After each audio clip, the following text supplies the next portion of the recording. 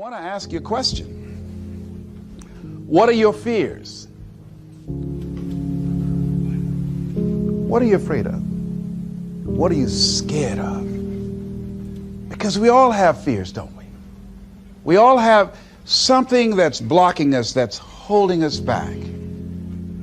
And as we begin to look at life, what we realize is that the reason that most people are not living out their true potential, are not doing all of the things that they would really like to do, is because of fear. Some people call fear false evidence or expectations appearing real. I'm reminded of the story of a guy that was living in an area where he had some new neighbors, and these neighbors had a bulldog. And when he came home every day, this bulldog used to chase him about a half a block from his house. Every day, he would have to streak home. I mean, he would just run. This bulldog would be right on his heels. And so he just got tired of that, because he would go home and about a half a block away from home, he would look around for this bulldog, and he wouldn't see him. And he would go walking casually along, and this bulldog come out of nowhere, woo, woo, woo, and start chasing him. He'd run home. So this one day, he just got tired. And so when the bulldog was running after him, he started running. He saw a rock, and he stopped to pick it up to throw at the bulldog. And when the bulldog got up on him, he started barking. He realized the bulldog didn't have any teeth in his mouth. Then he started chasing the bulldog. If you don't get on away from it, because the most the bulldog could have done is gummy, you know. And so, you know what? Most people go through life running scared. Running scared from things that have no teeth in them, because they're false expectations appearing real. That, see, we're brilliant enough to scare ourselves to death. Do you realize that? There are some people actually who get a kick out of scaring themselves to death. I remember the last frightening movie I saw. It was The Exorcist. I will never forget. I was so frightened when I came home. I'll never forget. I drove in the driveway, and I had already called my former wife and said, listen, turn the lights on. I was coming in the driveway, and I was getting out of the car, and all of a sudden I couldn't get out. I started blowing my horn. I said, Madeline, they got me, they got me. She came to the kitchen with and said, take your seatbelt loose, fool. I said, oh, okay. I was frightened out of my wits. But there are a lot of people who, they get off on that. They love it. I'm a person, my brother is a paratrooper. My twin brother, he's in the military, career man. I would love to jump out of an airplane to parachute. I'm scared, though. I mean, I really admire my brother for that. I would really love to be macho man like that. What are the things that you fear that's been keeping you from living your dream? That's been keeping you from doing some things that you would like to do? Just think about those things. And how do we begin to handle that? Abraham Maslow said that life is about growth. And he said, you can either go back to your comfort zone, and there you won't find any growth, or you must be willing to go forward and face your fears again and again and again, because you're never going to have a fear-free existence. I mean, some fear is acceptable and legitimate. There are some things that you really should be afraid of. Now, you shouldn't allow it to immobilize you. You acknowledge it, you take it into account, and you carry yourself accordingly. There are times that we should proceed with caution. But it's the difference between being stopped by fear. It's the difference between having a fear and the fear having you. So what do? One, acknowledge it. And knowing that it's okay. Don't condemn yourself for being afraid. It's perfectly fine to have some fears. You acknowledge your fears, you embrace those fears, and then you move on. You act on whatever it is that you fear. Because once you embrace it, see, what you resist will persist. What you resist will persist. So one of the most important things is to begin to embrace your fear. The fear of bodily harm, that's legitimate. When I was a disc jockey in Columbus, Ohio, you know, I was young, about 22, 23, thought I was tough, and I was on the air, And Al Green, who was a great performer at that time and still is now singing gospel music, had a record. His first hit record was Backup Train. So a guy came in the town and was impersonating Al Green. I happened to know Al Green because I'd already booked him. And so when I found out this guy was impersonating Al Green, I came on the air and did an editorial about him, and I exposed him. He was a rather big fellow, and so he had the word out that when I see this guy, Les Brown, the disc jockey, I'm going to knock him in the mouth for having a big mouth. So I was driving down Main Street in Columbus, Ohio, had my son in the car, and I always had this little saying, hey, if anybody ever put a threat on me, I'm going to make them honor it. So I saw this guy in the street. So I pull around. I said, excuse me, I'll be right back. Got out of the car. I said, hey, man, I heard you said that you were looking for me. I'm Les Brown. He said, you are? I said, yeah. I said, what is it? I'm the one that said that you were an imposter. I said, I want to know what you're going to do about it. He opened his coat and he had a gun there. I say, but whatever I said to hurt your feelings, I want you to know it's all right.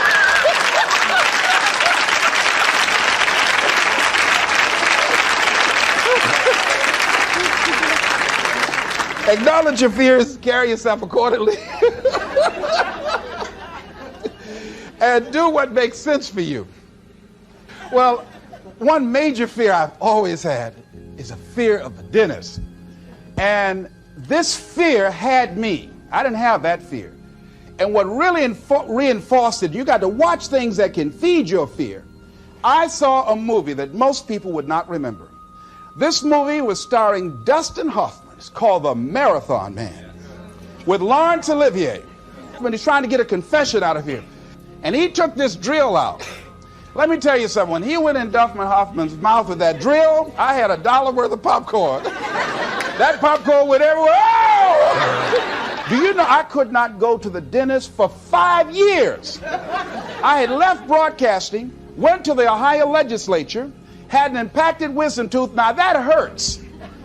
And I would call, and as soon as the people would answer the phone, I would hang up. That's how frightened I was. Dr. Hamler's office, boom, I'd hang up.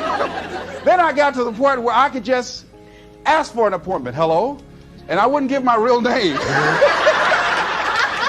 Because I knew I wasn't going to keep it. I'd give anybody's name. Joe Jiggly Jim, it didn't matter. Then pretty soon I got to the point where I could give my name. It was about 4 years after that, you know. I said, my name is Les Brown. Then I would call back and say, look here, due to my legislative agenda, I won't be able to make it. So the lady finally said on the phone, she said, you're scared, aren't you? I said, no, I'm not. She said, then why don't you come in? I said, that's none of your business. She said, you're not coming in because you're scared. I wish you just would not waste our time. And she hung up. I said, you have no right to do that to people like me, you know. So finally, to make it long and short of it, I was hurting so bad, I said, wait a minute, I've got to do something. And I said, what am I afraid of? Go there and handle it. I said, man, I said, Dr. Hamler, I just can't hear this drill. I mean, if you can do whatever, I don't need to hear this drill, that sound, you know, that's what gets me, that drill. Don't pull that drill out on me. He said, just calm down, calm down.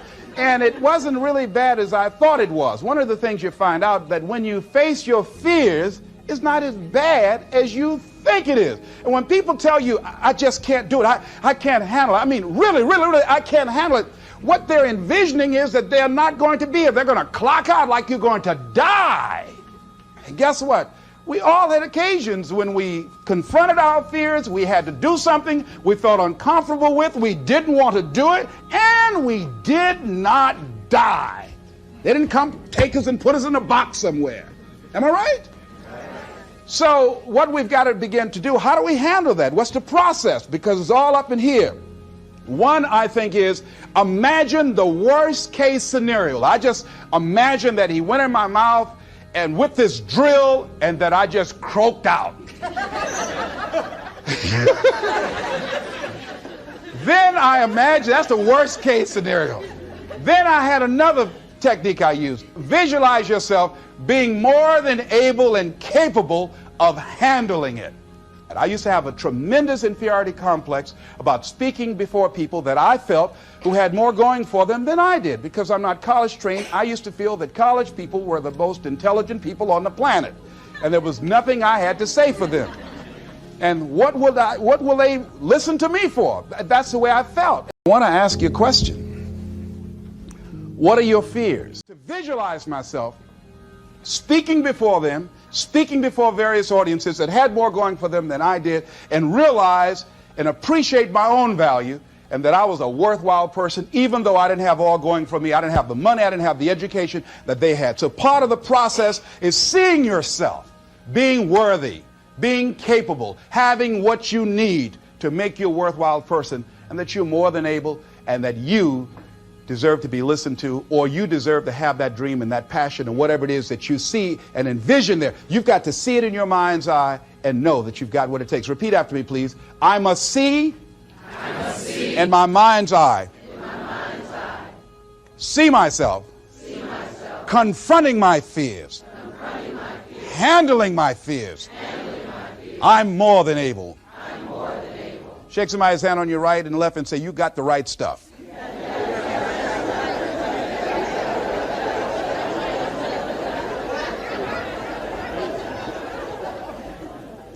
So deciding as you look at your life, as you look into the future and say, what fears am I holding on to?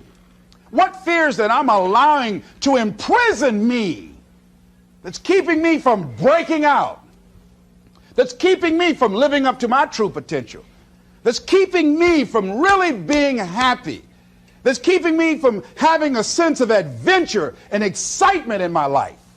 What's keeping me from controlling my destiny? What fears that I'm giving that permission to? Notice what I said, that we must give our permission to fear to immobilize us. Because whatever discomfort you experience, whatever challenges or difficulty that it is, you got to handle it. Got to go up in there and wrestle with it. Will it be easy? No. Will it be challenging? Yes. A friend of mine who's going into recovery. He's been addicted to crack cocaine for years and alcohol. And he was talking about how challenging it was and why he was dreading going into cold turkey. I said, what do you want me to tell you? That it's going to be a picnic? No, it's not. It's going to kick your butt? Yes, it is. Are you going to want to die? Yes, that's a part of it. But that's just what you must go through in order to get where you want to go. And guess what? You are strong enough to do it. You're strong enough, and your life is worth whatever you have to go through to get past this addiction. Whatever you have to do. This dream you got, whatever you want to do, will it be easy to just run out there and do it? No. Will it happen overnight? No. Will it be a struggle? Yes. Will there be times when you can't make ends meet? Yes, that's a part of it. Will there be times you won't know what to do? Yes, that's a part of it. Will you have some opposition? Will things go wrong sometimes? You will have many visits from Murphy. Now, if you're saying, well, who's Murphy? Don't worry.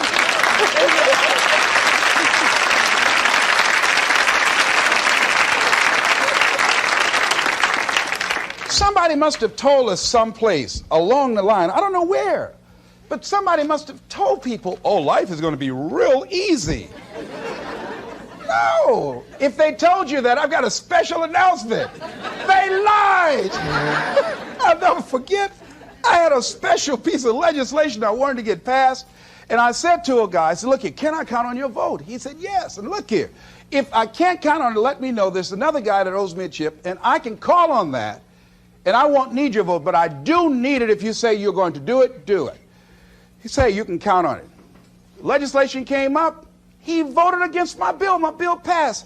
I went back to him and said, hey, I told you I needed the vote, but if you couldn't give it up, let me know. I would get somebody else. I said, why did you tell me? He said, I lied.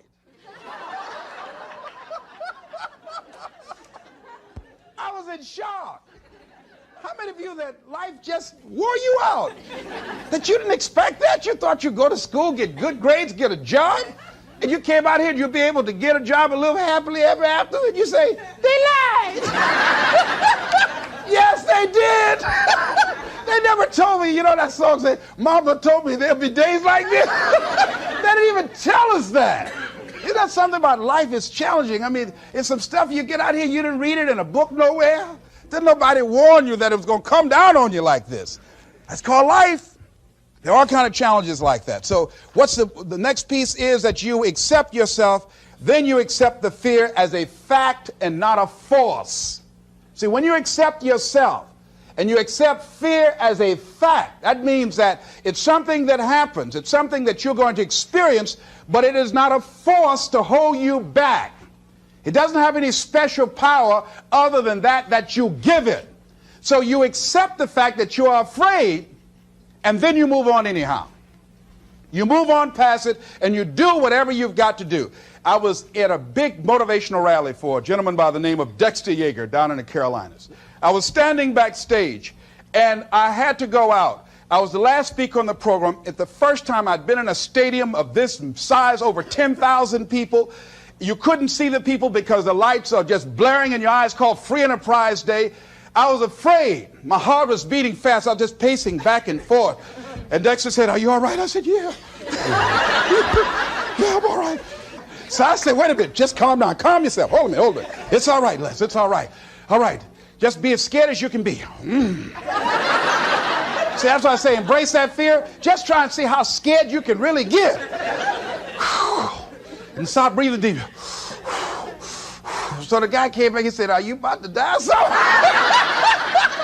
I said, "No, I'm fine." But after I started embracing it and trying to make myself as afraid as I can get and imagine what's the worst thing that I can go out there and do, my mind go blink and I faint on stage, that's the longer they gave me my check.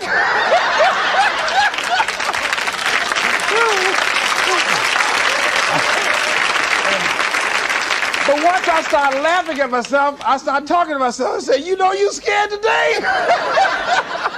And I said, I just calmed myself down. And I went out there and I cooked.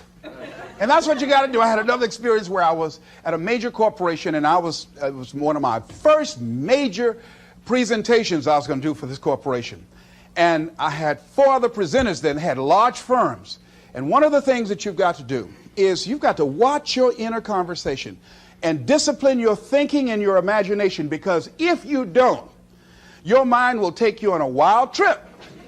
So my mind said, "Hey, Les." I said, "What?" "These guys are going to wipe you out. You can't compete with them." Because I heard these guys sitting over across from me, and they were talking about all that they had going for them. And so I started doubting myself, and I became afraid, and I was thinking, well, maybe I shouldn't go in there. And so I knew then, and this is what I suggest to you, sometimes you got to talk to yourself. Talking to yourself, could be a good exercise. It might be the only intelligent conversation you ever get. So I got up and I went to the bathroom. I started talking to myself and said, "Les Brown, let me tell you something. What do you care about these guys and their firms and all their money? You got 6 children you've got to feed. You got a mama you've got to take care of home. You ain't got nothing to lose."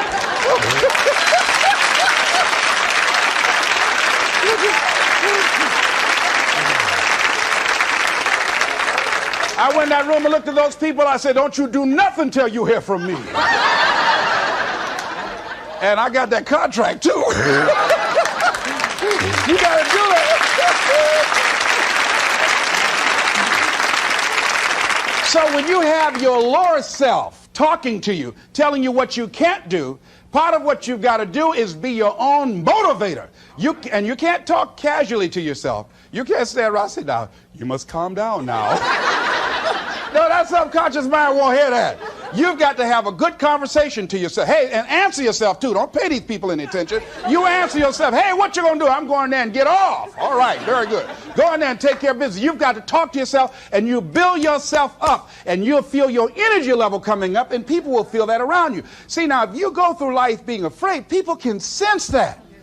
They can pick up that fear. So that's why you've got to stand up inside yourself. I'm reminded of the little boy that was on to visualize myself speaking before them, speaking